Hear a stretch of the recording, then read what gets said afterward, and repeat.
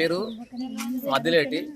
మాది గ్రామం వచ్చేసి ఉమ్మడి చెలిమిల్ల కిష్టాడిపేట గ్రామం వాస్తవ్యం. నేను మా పూర్వీకులు నేను పుట్టక ముందు నుంచి కూడా గత 40 సంవత్సరాల నుంచి కూడా సర్జర భూమిలో 40 సంవత్సరాల నుంచి మేము అక్కడనే శ్మశాన వాటిక మా పూర్వీకులు చనిపోయినట్టు వాళ్ళు, మా తాత వాళ్ళు కావచ్చు, మా ముత్తాతలు కావచ్చు, ఇంకా వేరే కులస్తులు కావచ్చు, చాలా మంది కులస్తులు అక్కడే శ్మశాన వాటికలో కథనం చేసే వాళ్ళు చనిపోయిన వారిని.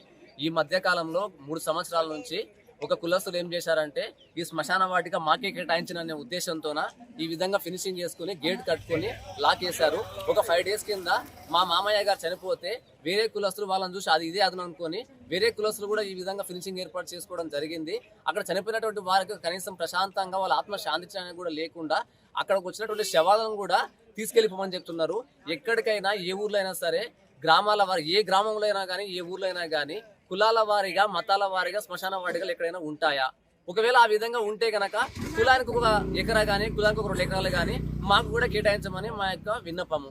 కాబట్టి మేము ఏం చెప్తున్నామంటే కబ్జాకు గురైనటువంటి శ్మశాన వాటికను ఊరి కులస్తులకు అందరికీ కూడా అక్కడ ఖననం చేసుకోవడానికి ప్రభుత్వ స్థలంలో అక్కడ ఉన్నటువంటి బంజరు భూమిని ఇంకా కొంతమంది రైతులు మాదని చెప్పేసి కబ్జా చేసుకుని కొంతమంది వ్యవసాయం కూడా చేసుకుంటున్నారు. అక్కడ అట్టి భూమిని ప్రభుత్వ స్థలాన్ని కొలిపించి సర్వే చేపించి అక్కడ ఎంతైతే బంజరు భూమి ఉందో అక్కడ ఉన్నటువంటి బంజరు భూమి మొత్తాన్ని కూడా శ్మశాన వాటికకు చెలిమిల్ల మరియు కిష్టాడిపేట గ్రామానికి, ఈ 2 ఉమ్మడి గ్రామాలకు సంబంధించినటువంటి ఆ యొక్క భూమిని కూడా మొత్తాన్ని కూడా శ్మశాన వాటికగా మార్చాలని మా యొక్క విజ్ఞప్తి.